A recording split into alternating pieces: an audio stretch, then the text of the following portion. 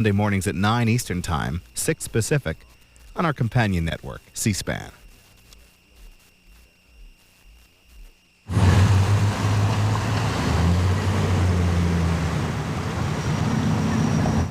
Next, from Buffalo, the New York governor's debate.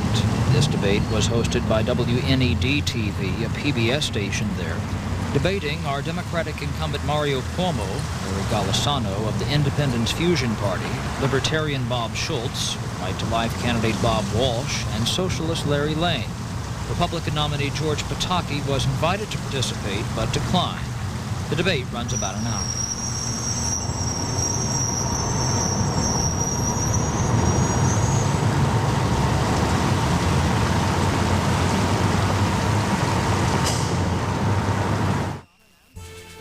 Good evening. Welcome to New York State Public Television and Radio's gubernatorial debate. Earlier this week, invitations were extended to all 6 gubernatorial candidates. Republican conservative George Pataki declined. He said he would prefer to debate one-on-one with Governor Mario Cuomo.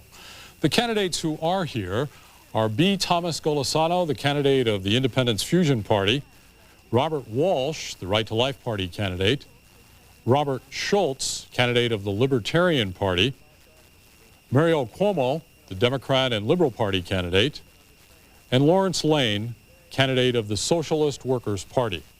We begin with 90-second opening statements from each candidate.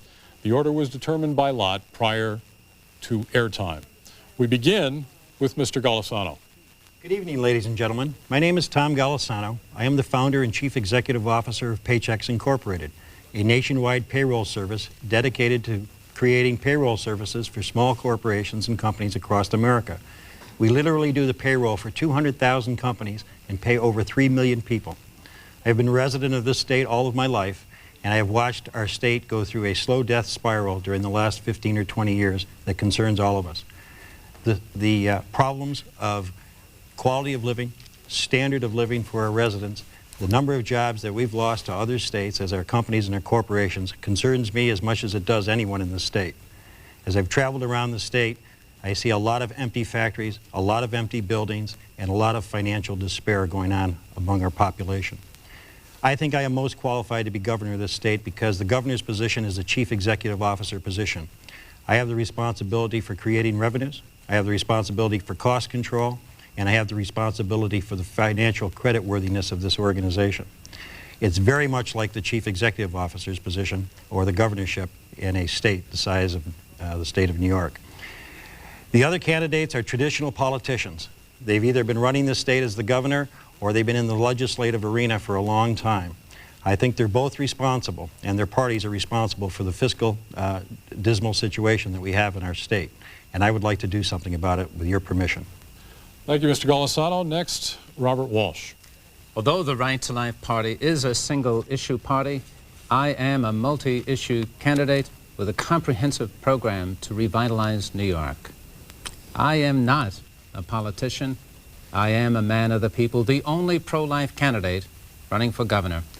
As such, I have no political baggage. I don't owe anything to anyone except the people of New York.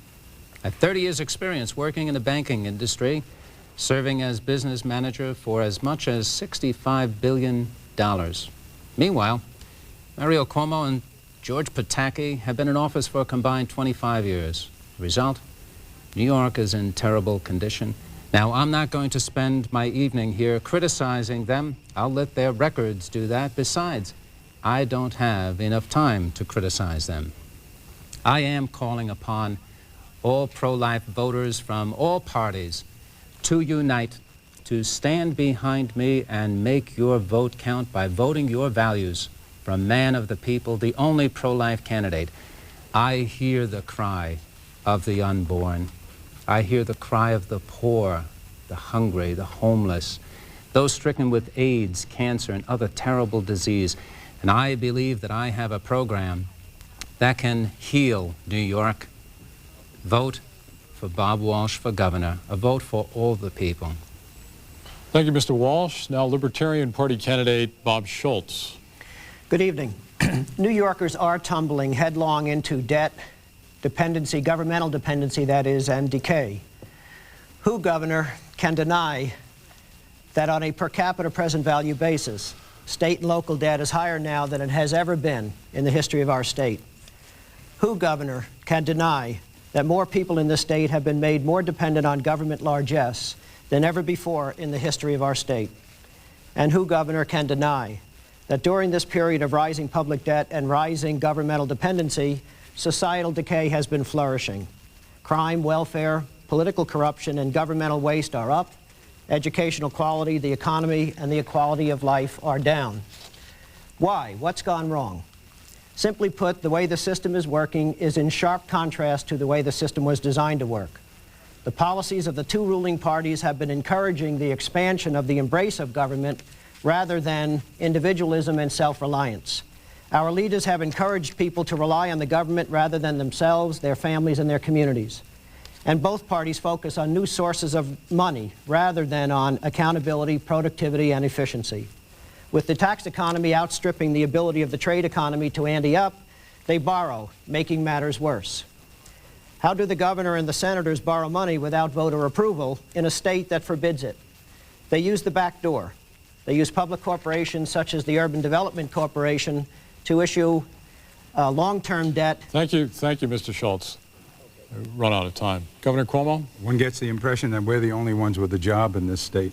I'm particularly amused by Mr. Golisano, who, God bless him, has gotten rich in this state with a company that's doing very, very well. You're not alone, Tom. Let me try to put some perspective back into this situation.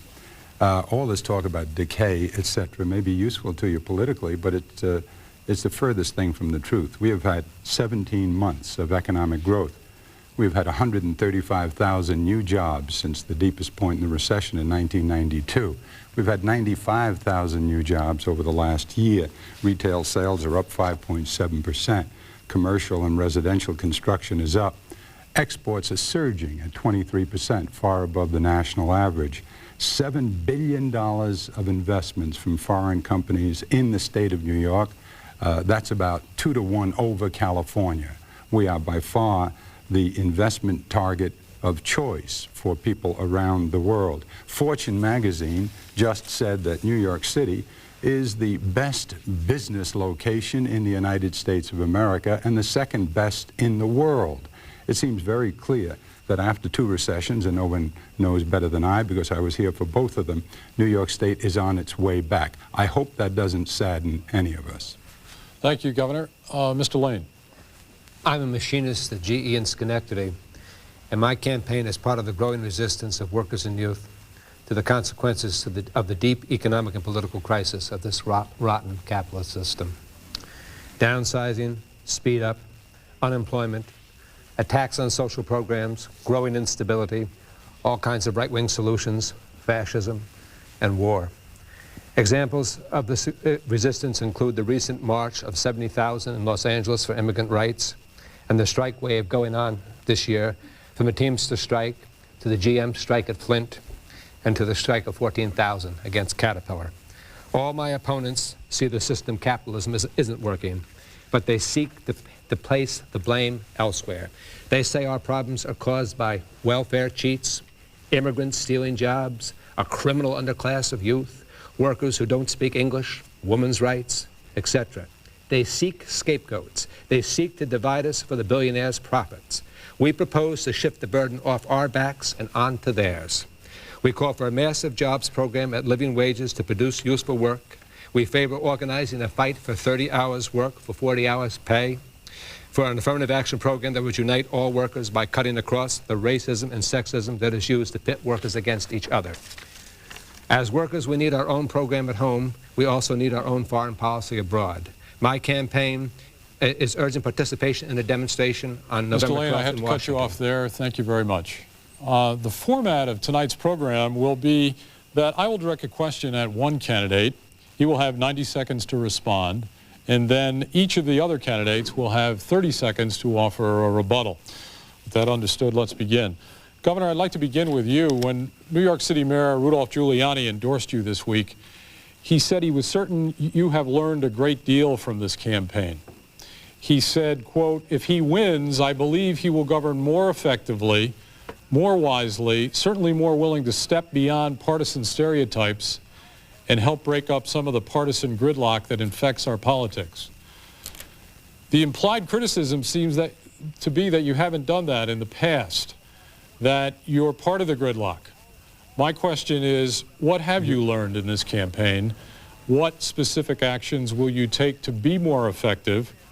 Or can voters expect more of the same, which this year produced a budget with new spending at more than triple inflation? First of all, we're under the inflation rate. We were under the inflation rate for 5 years in a row. I want to understand the question, David. Are you telling me that when Mayor Giuliani, one of the leading Republicans in the United States of America, risked his standing in his party to endorse me, he was criticizing me? Did I understand the question correctly? He said as part of his question that he would hope that you would help break up some of the partisan gridlock that infects our politics. Oh. He seems to be telling us that you might be part of the problem and he wants you to do better. Oh, what are you going to do to do better? Frankly, I hadn't heard that interpretation of what was otherwise regarded as an extraordinary endorsement by Mayor Giuliani. I don't know exactly what he meant by what I have learned in this campaign, and I've not discussed it with him. What he means about partisan gridlock, he found out for himself. Mayor Giuliani, at my request, came to Albany and asked the Senate Republicans, one of the opponents who is not here this evening, is a member of that party, as you know, and a member of that group in the Senate, asked them to do Medicaid pickup, which is something I have been asking for about 4 years now. It would relieve the counties in the city of New York, all the counties in the state, of an enormous burden that causes them to raise their local taxes. The Republicans stalemated this Republican mayor from New York City. I guess that's what he's referring to as gridlock. And maybe what he's saying now is that with his support, we can come to Albany together and get his Republicans to do the right thing. Thank you. Mr. Lane, you have a chance to rebut now for 30 seconds. On the Mayor Giuliani's endorsement of the governor, a number of reporters have asked me this question. I don't think it makes the slightest bit of difference. I don't think it makes any difference whether Mayor Giuliani endorsed Governor Cuomo or Senator Pataki or any of my other opponents. I don't think there's the slightest bit of difference. I do note that he announced this the same day he announced a cut of another 7,000 workers in New York City, which I see as part of this continuing campaign of downsizing the standard of living of the working class. Thank you. Mr. Golisano? I'd like to acknowledge Mr. Cuomo's, the governor's comment about Paychex' success. I would like to remind him that I think Paychex has been successful across the United States, not because of New York State's government towards business, but more in spite of it. And also, the New York State budget has gone from $26 billion to $63.6 billion during Mr. Cuomo's reign. I think that's a rate much faster than the rate of inflation. As far as Mr. Giuliani is concerned, I honor his courage and his conviction in making the move he did, and it shows a level of disharmony in that Republican Party. Thank you very much. Mr. Walsh, your turn for rebuttal. I applaud Mayor Giuliani's decision to vote for who he thought was best. That's what we need in politics today. I must disagree with who he picked. I think he was picking the second best candidate. Mr. Pataki has not been here in the political forum. His absence tonight again shows disdain for the voters. Therefore, I'm not surprised that Mayor Giuliani picked someone other than his own party. Mr. Schultz.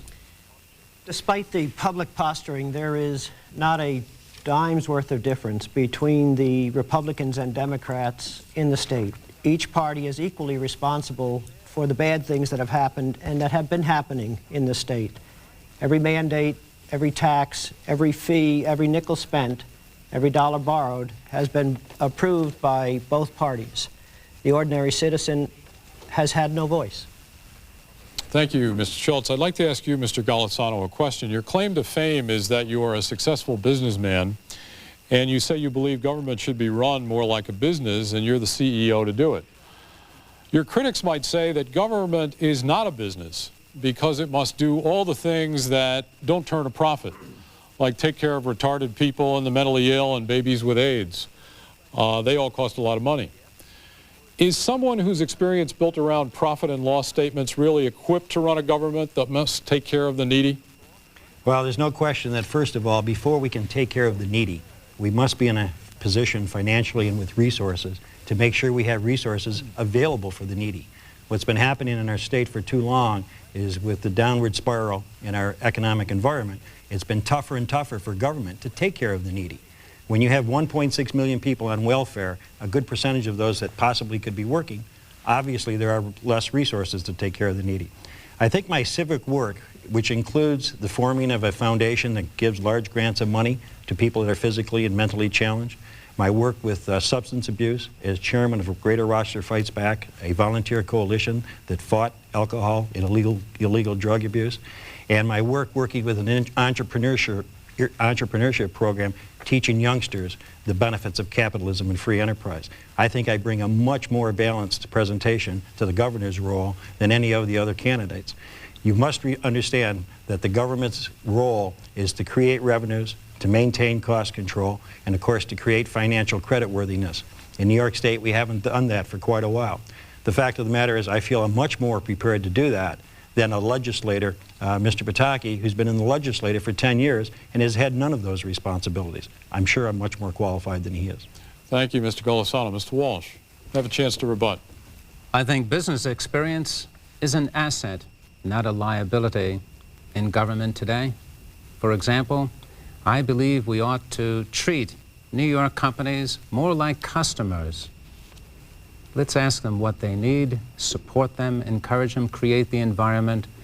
The challenge to run a successful business in the state government will only help, not hurt, better management. Thank you. Mr. Schultz? I can't help but wonder where the state would be if in 1982 Lou Lehrman was the chief executive officer of the state of New York. Individualism and self-reliance and competition and supply and demand, living within your means, these are the characteristics of businessmen. And it seems as though we lack those characteristics, or our public officials have lacked those characteristics. Thank you. Governor Cuomo? I wouldn't eliminate anybody because he had good business experience. Of course, there's no guarantee of success either, or corporations wouldn't fail. And books are being written recently about extraordinary corporate failures. I think it's neither a qualification nor an impediment. Let me differ with Mr. Schultz. There is a difference between me and the Republican candidate. I want an assault weapon law. He does not. I want life in prison without parole for murderers. He voted against it. I want a reasonable tax cut. He wants a tax cut that would devastate every city, every county in the state. Thank you. Let's turn to Libertarian Party candidate Bob Schultz. Your lawsuits challenging the constitutionality of budget balancing gimmicks and various schemes have driven some Albany leaders nuts. One of your lawsuits, though, came close to shutting down hundreds of road and mass transit projects that could have thrown thousands of workers out of jobs and generally caused chaos in New York's transportation system.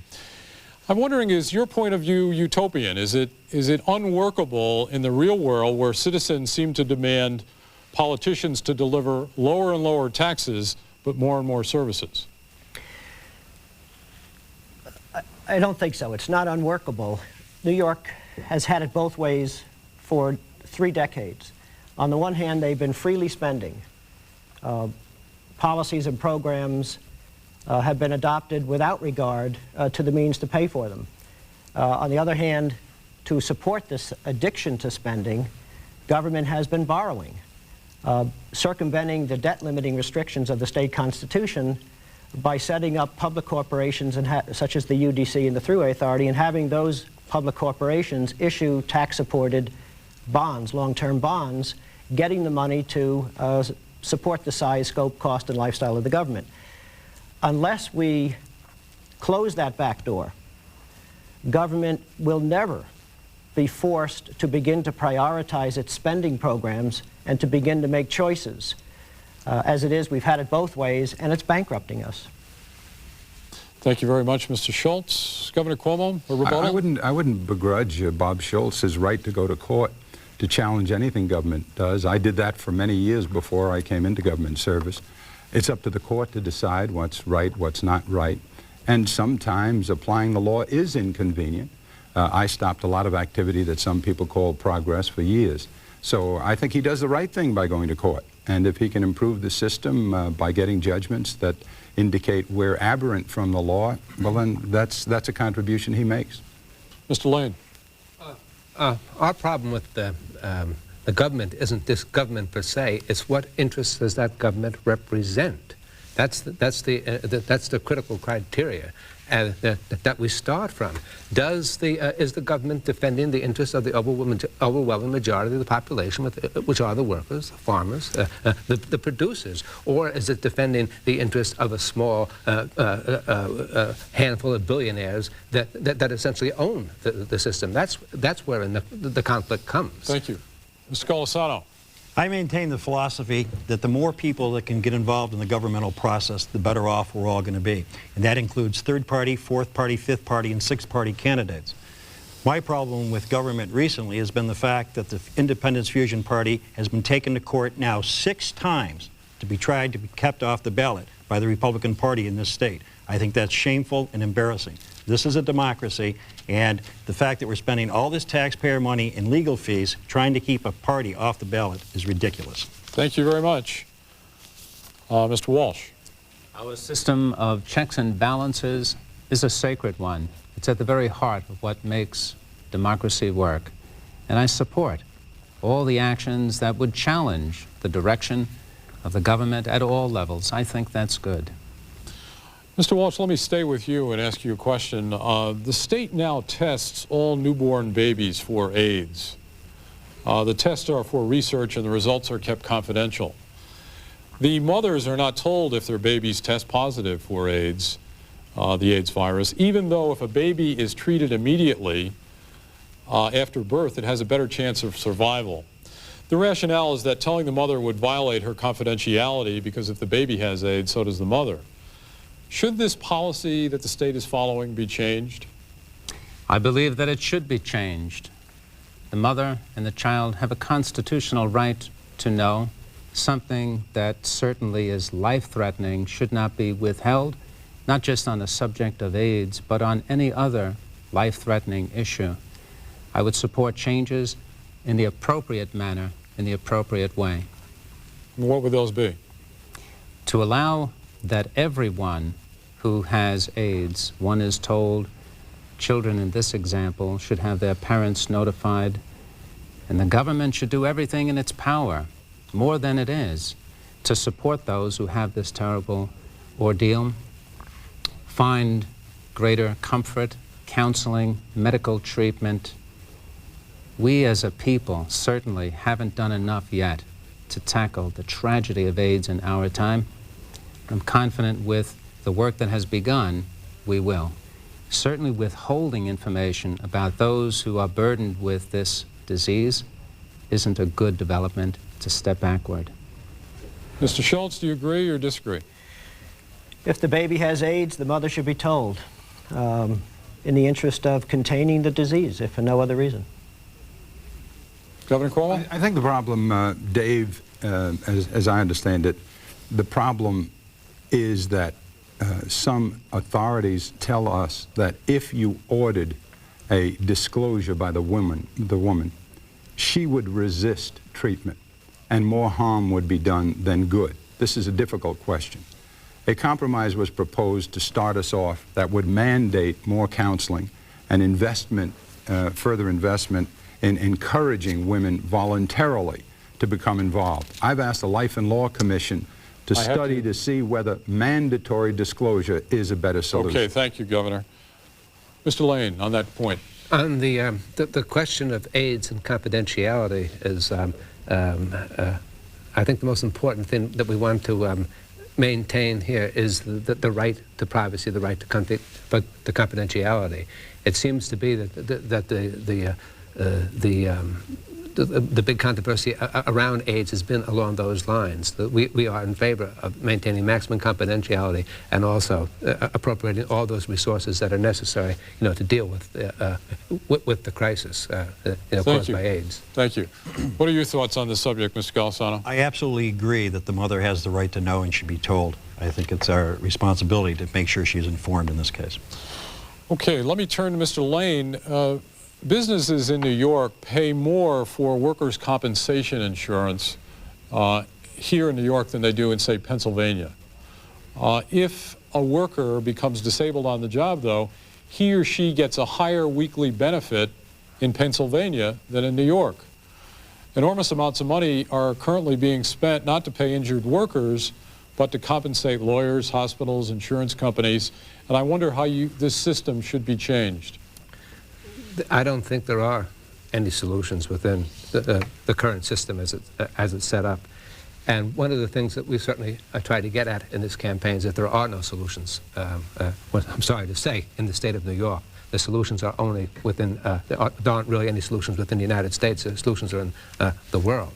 This whole idea of playing one state off against the other, that some have higher rates of compensation and some have lower rates of compensation, is often used as a device to move business from one state to another. Well, this one has lower comp costs than this, so we'll move there. And it's used as this sort of thing to undermine the workers that are in that in the state that have the higher rates. So it's this continual division of the workers. We are for a uniform rate of compensation throughout the country.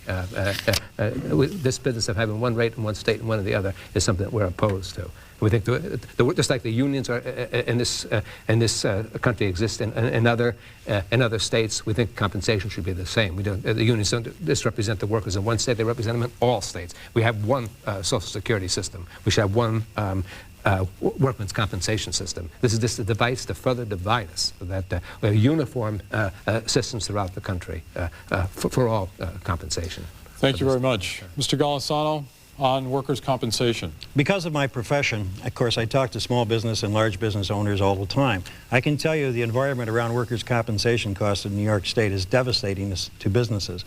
We have among the highest rates in the country, and it's creating a real financial burden on our small businesses. I think we could get really creative in the area of possibly a no-fault approach to it, just like we did with automobile insurance, and we could keep the costs significantly lower than we have now. But we have to create a more business-friendly environment in that issue. Mr. Walsh. When in Rome, do as the Romans do. I think workers' compensation programs ought to be custom designed for the communities in which they operate. That's my position. Mr. Schultz. We generally require the employers in the state to pay more because we're a high-tax state. We generally have to lower the cost and size, scope, lifestyle of the government, lower the need for as much tax revenue, and become more competitive with Pennsylvania and other states. Governor Cuomo? Workers' comp is no fault. Number two, high-tax state, we're 22nd in the United States of America. The number three, workers' comp was reduced 7%, and we have plans to reduce it another 10%. The principal way to reduce it, I think, is through the use of managed care. We're saving with Medicaid on a 400,000 person program about 9.5%, and we think we can save in workers' comp as well.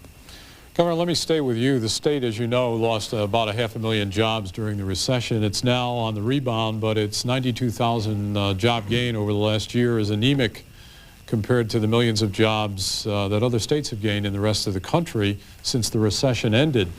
So far, your administration has tried to attract new jobs by, among other things, giving selected businesses tax breaks, low-interest loans, grants, lower utility rates. Since there's no free lunch, though, other businesses and individuals often pay more for the special treatment for some. Ohio, as I understand it, has a plan in which corporations get no breaks unless they show that they produce jobs.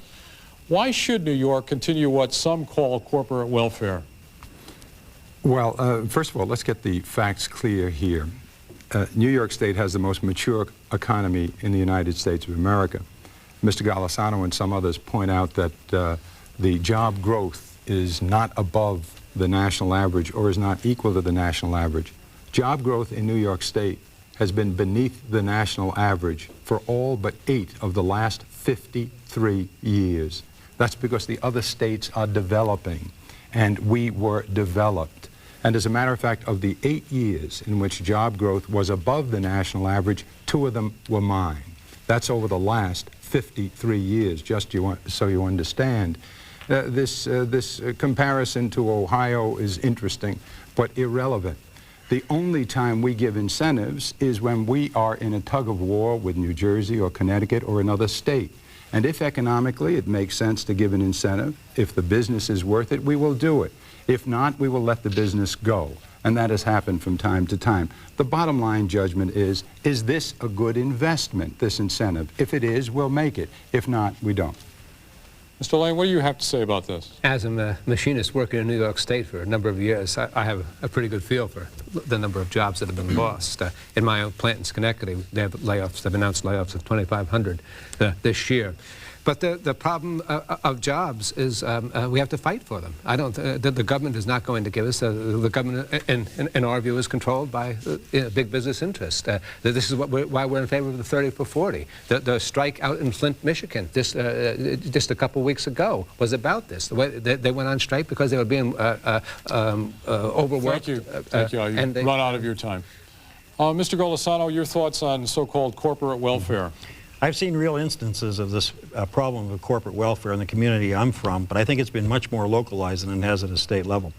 The fact of the matter is, though, in the last 30 years in New York State, 101 Fortune 500 company headquarters have left New York State and gone to other pastures. They've taken a tremendous number of jobs with them, and they've taken a tremendous number of support industries and support jobs with them. It's been very discouraging and dismaying here in New York State. Thank you, Mr. Golisano. Mr. Walsh? New York should follow the example of former Mayor Ed Koch, who used to say, "How am I doing?" Through business ambassadors, we ought to be treating our companies like customers, starting with a reduction in the business tax by as much as 10% in exchange for jobs. We need to create an environment, transportation systems, safer streets, better education in order to attract and retain that business. Your best prospect is an existing client. Thank you very much. Mr. Schultz? Corporate welfare is very widespread in New York State. State level, towns, counties are engaged in corporate welfare. It's wrong, it's unconstitutional, it violates the state finance section of the Constitution and the local finance section of the Constitution. My organization, the All County Taxpayers Association, is confronting the problem in court where necessary. One such lawsuit is against the Department of Economic Development and 19 grants that it's handed out to corporations to help them assess their export potential and to develop their marketing plans. We shouldn't be doing these kinds of things. Thank you.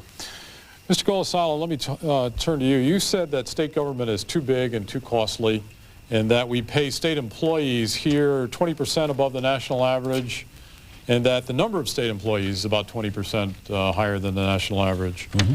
Does that mean if elected you plan to cut salaries by a fifth and get rid of over 40,000 workers? No, I don't think that would be very workable. What I do plan to do, though, is over time, as the chief executive position calls for, is to assess all of the departments within the state. But Dave's figures are correct. According to the figures published by the state of New York, we have 20% more employees per 100,000 of population than all the other states on average.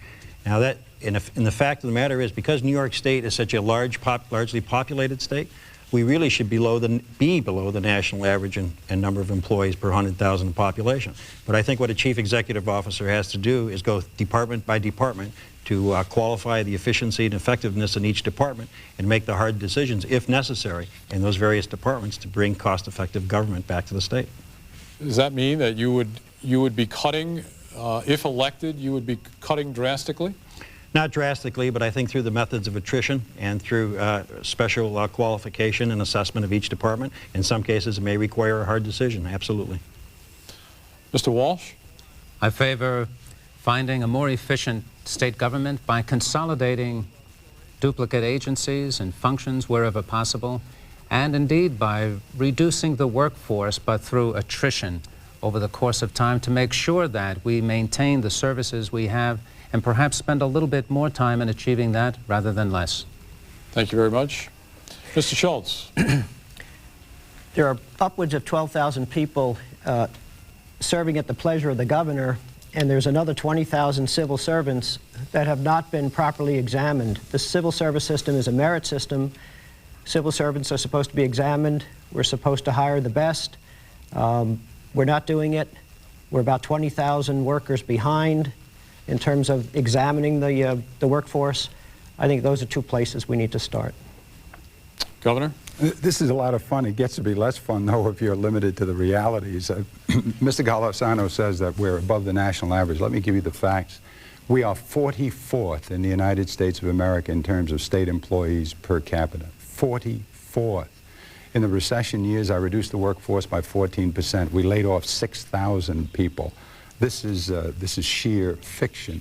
Mr. Schultz makes some interesting observations about constitutionality. Unfortunately, he's not the Court of Appeals, and those are his judgments he's giving you. And Fortune 500 companies, we have more than any state in the union, including California. Thank you very much.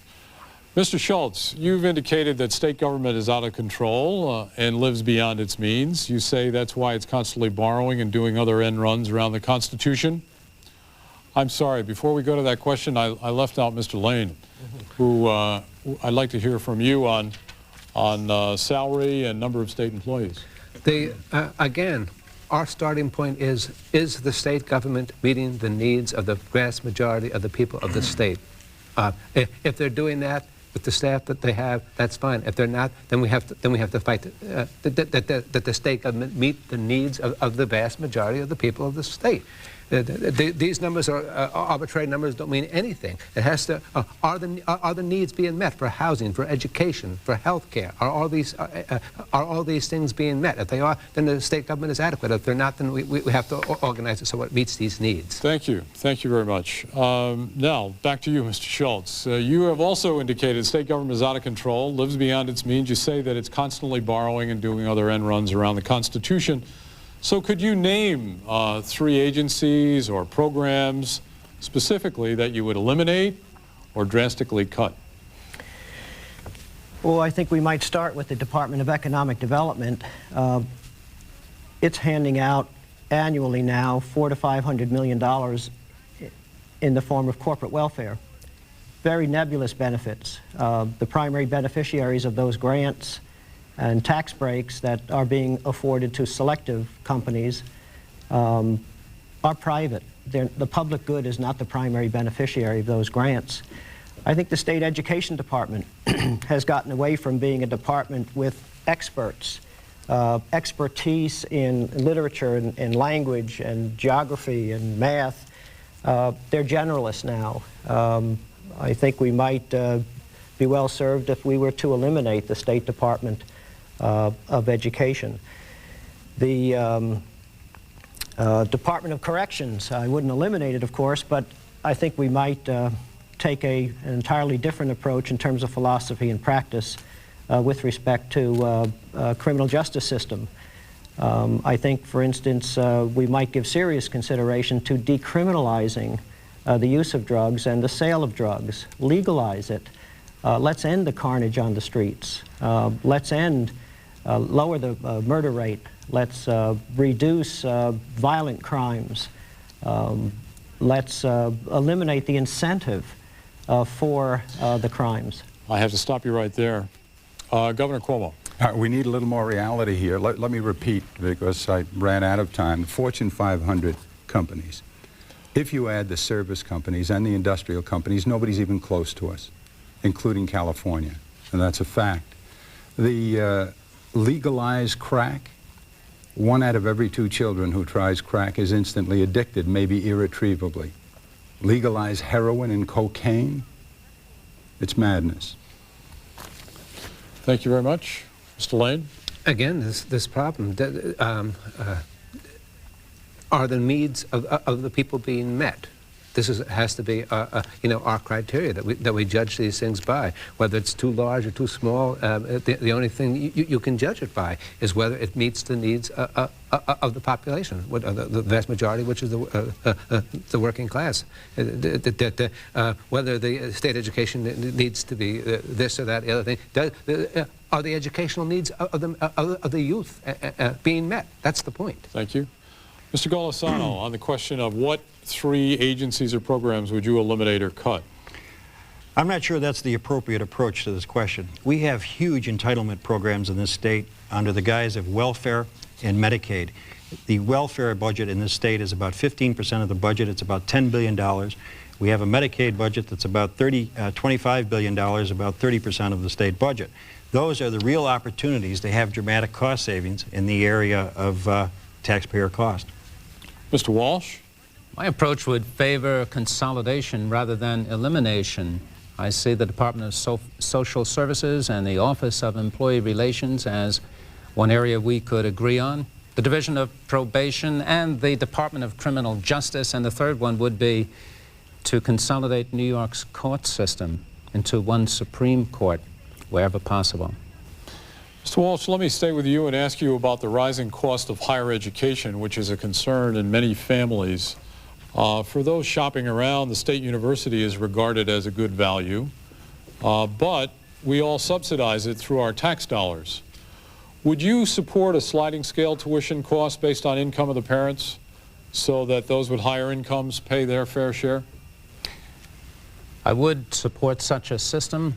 The means test is fair and democratic. I would do whatever possible, however, to improve that system. We need far greater use of technology, electronic, telecommunications, shared resources, a system that encourages greater training of the educators.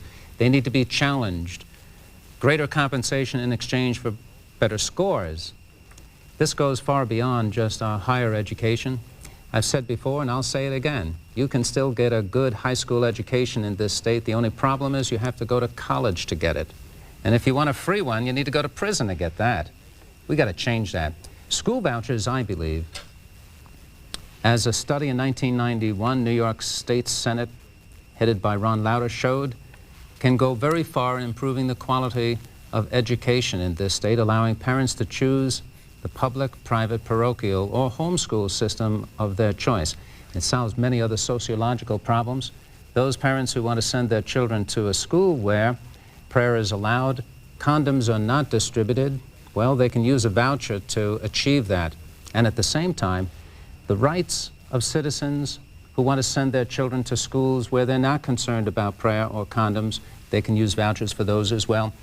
And while they were at it, they estimated upwards of $4 billion could be saved in such a system. That's what I support us looking at to see where the merits lie. Thank you very much. Mr. Schultz, your thoughts about higher education costs? I would support a sliding scale tuition at our SUNY system based on a means test, yes. You would. Okay, Governor Cuomo. I assume all those people who were for paying for public education at the higher education level would agree you should do it at the high school level as well. I don't see any difference in rationale. Why not make them pay for high school? Well, let me give you a reason. Because it would violate one of the great traditions of this state and most of this country.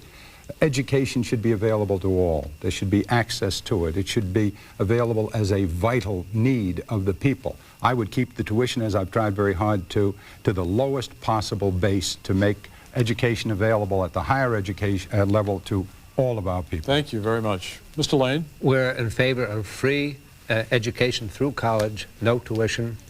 We are against the use of the school, of the property tax to pay for education. We're in favor of only one tax, which is a graduated, steeply rising income tax. And we believe that the student loans should be annulled, that they shouldn't. I don't think a student should have to become a debt slave to get an education. We think that all the student loans should be excused. Thank you very much. Mr. Golisano on higher education costs. I definitely would agree that a sliding scale program might be very acceptable. I've been on the boards of 2 colleges in upstate New York, and both of the realities of life are in those colleges is that the average family incomes of the students in the private colleges is now lower than it is in the state university colleges at Albany or Geneseo. So what we've had in this situation is a total reversal of the reason why we have state-funded higher education, and that's to help families in need. It's absolutely working against us. Okay, thank you. I'd like to turn to Mr. Lane. There have been various proposals made in this campaign to fight crime. A state ban on assault weapons, reinstitution of the death penalty, elimination of parole for violent felons. Do you agree with any of them, and would you suggest something else to make people feel safer here in New York? We started, what is crime? It's something, there are a number, quite a few of us here have different views of what crime is. Some people think that, the bombing of 200,000 people in Iraq was a crime. Some people think the murder of that 18-year-old black youth a couple days ago in Lexington, Kentucky, was gunned down by the cops, 4 cops, was a crime. we have different interpretations about what crime is. We view crime as it comes really out of the capitalist system. It comes out of the alienation. I'm going to get mine, any deed for greed kind of situation. And we note, too, that historically, in the periods when there has been a rise of social protests, such as the movement that we're calling for, to fight for jobs, to fight for education, to fight for all these things, crime has gone down. In the 1930s, the youth of the country were riding around in freight cars and getting into trouble and fighting amongst themselves for scraps. But when the union movement took to the streets, young people were drawn into it by the droves. These splendid people from nowhere, and they made a tremendous difference in the social structure of this country. That's where Social Security and workers' compensation, unemployment insurance came out of this fight. Same thing in the civil rights movement. Young people were drawn into this. Crime went way down. If we give people a fighting program that's real to their lives, you'll see this crime business disappear. On your question about the death penalty, we are opposed to the death penalty. Thank you very much. Mr. Golisano, any proposals on fighting crime? If I was governor of the state, I think the most important thing I could do in fighting crime is to make sure there's good job opportunity for our people. People who have jobs don't hold a gun to your head. Kids who have good educations don't turn to drugs, either as a user or as a seller. I think the most important thing we can do to reduce crime in our state is to have a good economic environment. Because if people are working and they don't have idle time, they are going to be far more productive and are not going to get involved in destructive behavior such as crime. Thank you. Mr. Walsh. I will declare war on the criminals. Sex offenders, violent felons, drug dealers will know under my administration, no plea bargaining, hard labor, longer prison terms, no parole.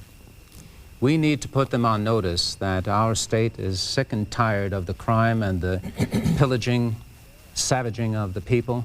Long term, the answer, we need to teach our children how to respect law and authority. Thank you very much. Mr. Schultz. Let's try decriminalization. Let's stop the losing war on drugs.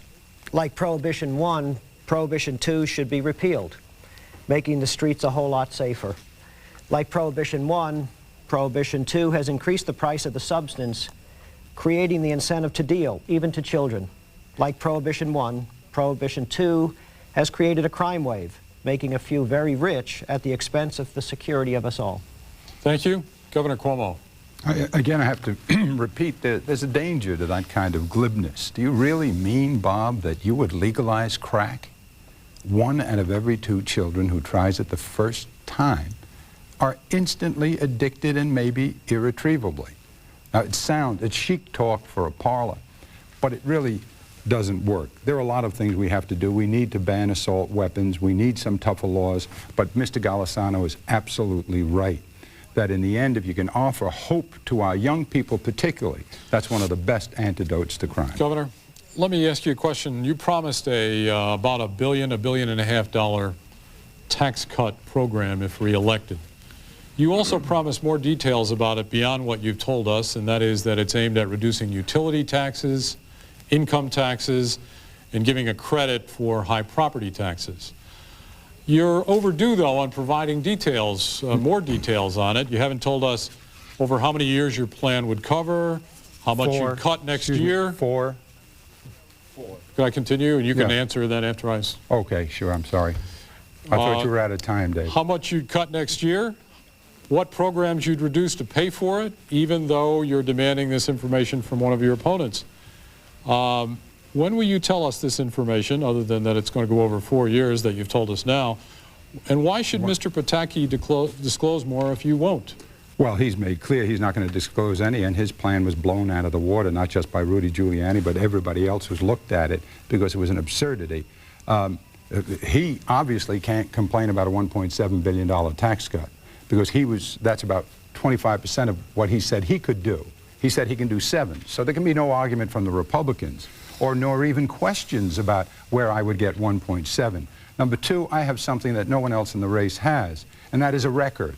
I said once before I would cut the taxes, and I have cut them to the lowest level in the history, in the last 30 years. I also said I would be able to do it while picking up the burden from local governments, and I did, $7.3 billion.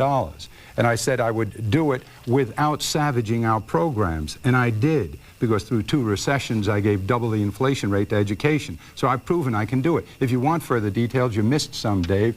I said that you could have a new approach to Medicaid that could save us hundreds of millions of dollars. I talked about federalization of some of the housing programs. I talked about the savings in welfare from fingerprinting, etc. We gave a list of places where we could get the wealth for $1.7 billion over 4 years, which is a conservative and a modest tax cut. The reason we can't give you any more precision is because it would be ridiculous until we had all the financial records in, until I knew what the projection for next year was in revenues. I wouldn't do what the Republicans did, which is to make an outrageous promise that I couldn't keep. Thank you very much. Mr. Lane, on taxes. Yes, we'll get back to whose taxes are being cut. You know, for what purpose? That we're in favor of cutting taxes on the working class. We're against the sales tax. We think it's reactionary. We think it's a regressive tax. We're against the taxes on cigarette, taxes on beer. We're against those kind of taxes. We are in favor of a graduated, steeply ascending income tax. People say, gee, that's social engineering. Well, social engineering has been going on for a long time in this country, where they transfer the wealth from the workers to the rich. Thank you very much. Mr. Golisano?